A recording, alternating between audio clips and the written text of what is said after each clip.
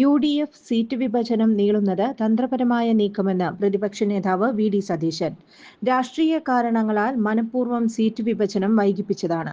ഇപ്പോൾ വിശദീകരിക്കാൻ പറ്റാത്ത കാരണങ്ങൾ ഉണ്ട്. വേണമെങ്കിൽ 24 മണിക്കൂർ കൊണ്ട് സീറ്റ് വിഭജനം പൂർത്തിയാക്കാം.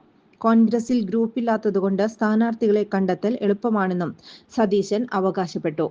ഇതിനിടെ ബേപ്പൂർ മണ്ഡലത്തിൽ PV അൻവർ UDF സ്ഥാനാർത്ഥിയാകുമെന്ന് KPCC പ്രസിഡന്റ് സണ്ണി ജോസഫ് നടത്തിയ പ്രസ്താവന പ്രതിപക്ഷ നേതാവ് വി.ഡി. സതീശൻ തള്ളി. ബേപ്പൂരിൽ അൻവറിനെ UDF സ്ഥാനാർത്ഥിയായി ഔദ്യോഗികമായി പ്രഖ്യാപിച്ചിട്ടില്ലെന്നും സീറ്റ് വിഭജനം പൂർത്തിയായാൽ മാത്രമേ സ്ഥാനാർത്ഥി പ്രഖ്യാപനം ഉണ്ടാകൂ എന്നും അദ്ദേഹം വ്യക്തമാക്കി.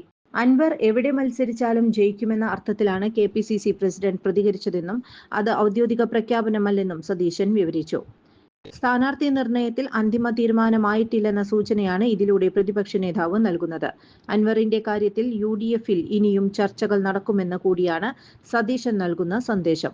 വർഗീയതയുമായി താൻ ഒരു തരത്തിലും വിട്ടുവീഴ്ചയ്ക്കില്ലെന്നും വി.ഡി. സതീശൻ ആവർത്തിച്ചു. SNDP യോഗം ജനറൽ സെക്രട്ടറി വെള്ളാപ്പള്ളി നടേശനും NSSും തനിക്കെതിരെ ഉന്നയിക്കുന്ന വിമർശനങ്ങൾ തന്റെ രാഷ്ട്രീയ നിലപാടുകൾ കാരണമാണെങ്കിൽ അതിൽ സന്തോഷമേയുള്ളൂ. തന്നോടുള്ളത് വ്യക്തിപരമായ വിരോധമാണെങ്കിൽ കോൺഗ്രസിനോടോ UDF-നോടോ അവർക്ക് വിരോധമില്ലല്ലോ എന്നും അദ്ദേഹം ചോദിച്ചു. വർഗീയത ആരു പറഞ്ഞാലും അതിനെ എതിർക്കുമെന്നും മതേതര മനസ്സുള്ളവർ തന്റെ നിലപാടിനൊപ്പം നിൽക്കുമെന്നും സതീശൻ കൂട്ടിച്ചേർത്തു.